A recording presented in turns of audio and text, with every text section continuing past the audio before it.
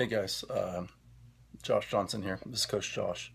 A lot of you guys know that I just had Tommy John surgery just a few weeks ago. I'm actually 3 weeks and 2 days post-op today. There are a lot of videos out these days that talk about the basics of Tommy John, and there are a lot of articles out these days that talk about what Tommy John actually really is, and how it goes, and what the recovery time is, and what's expected. But I want to actually do a video of what Tommy John really looks like, not just the theoreticals or the timelines or anything like that, but what it actually looks like. And considering the fact that, I'm a pitching coach and I'm playing college baseball, it's actually kind of convenient that I had to have the surgery. It's inconvenient for my career and for my actual job, but for you guys, for an informational standpoint, it's actually kind of helpful. So I'd like to just kind of let you guys know where medicine is these days, what we're doing, what things look like. So basically, here are the basics.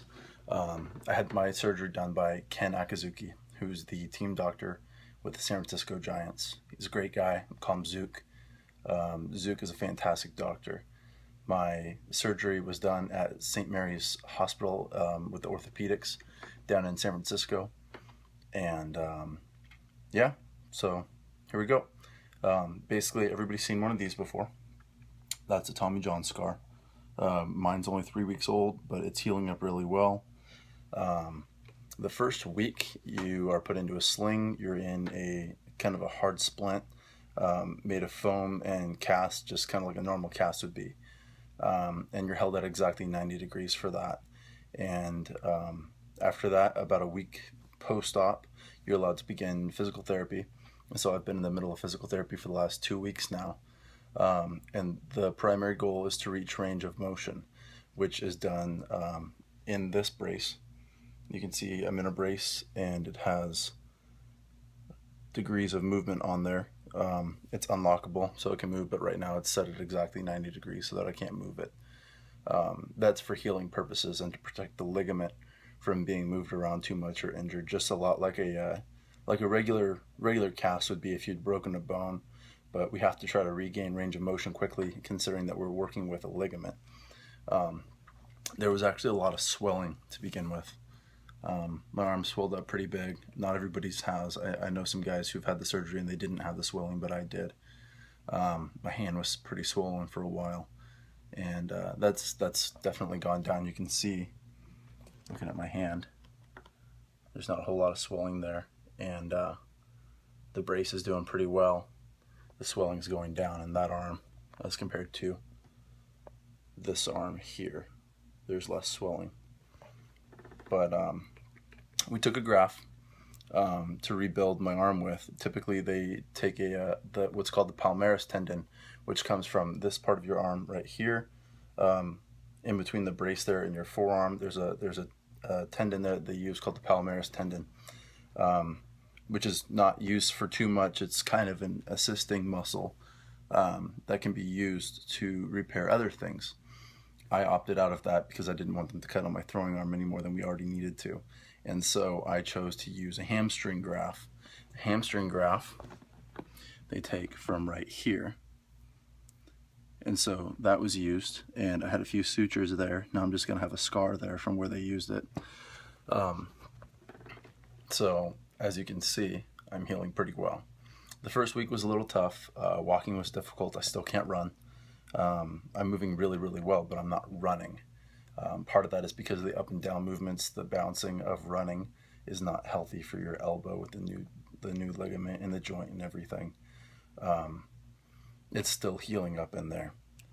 So, but I'm able to ride a bike. I started riding a bike again starting this last week, so 3 weeks out. That's not too bad to be getting back into the gym and being able to actually do things to work out and try and make forward progress.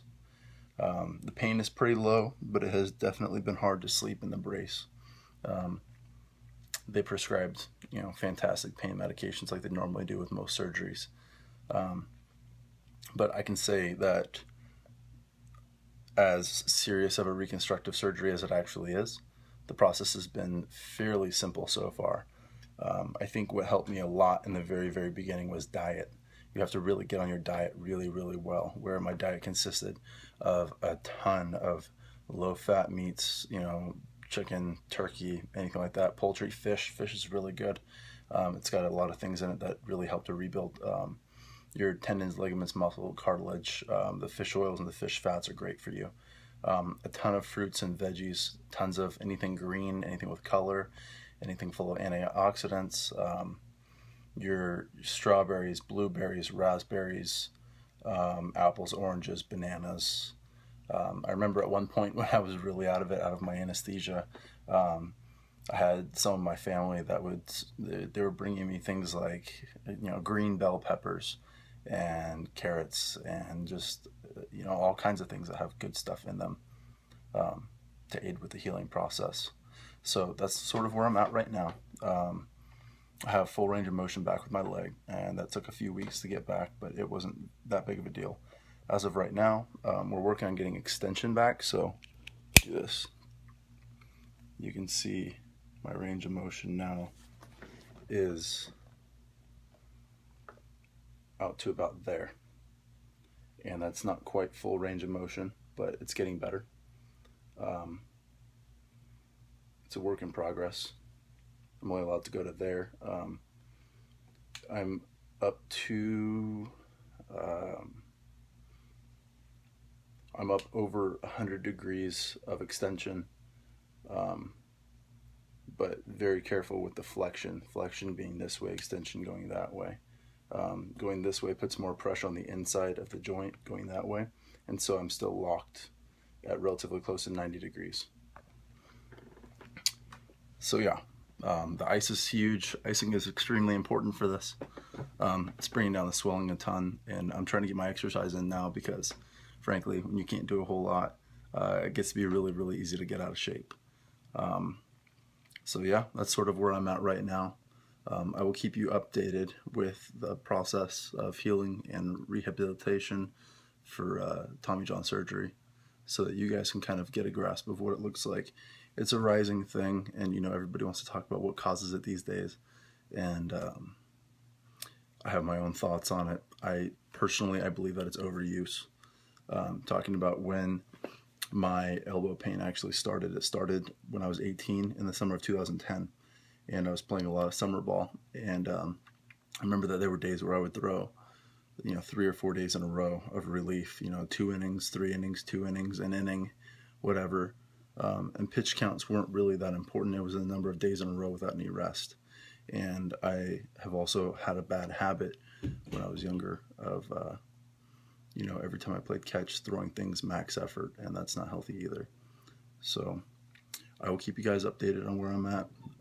I'll be able to go back to doing lessons again in probably another month or so, when I'm a little bit healthier and finally out of the brace, and my sleep schedule gets to be back in check again, to where I'm kind of in a more normal routine and able to kind of get back to what's normal. If it happens sooner than that, I'll let you guys know, definitely.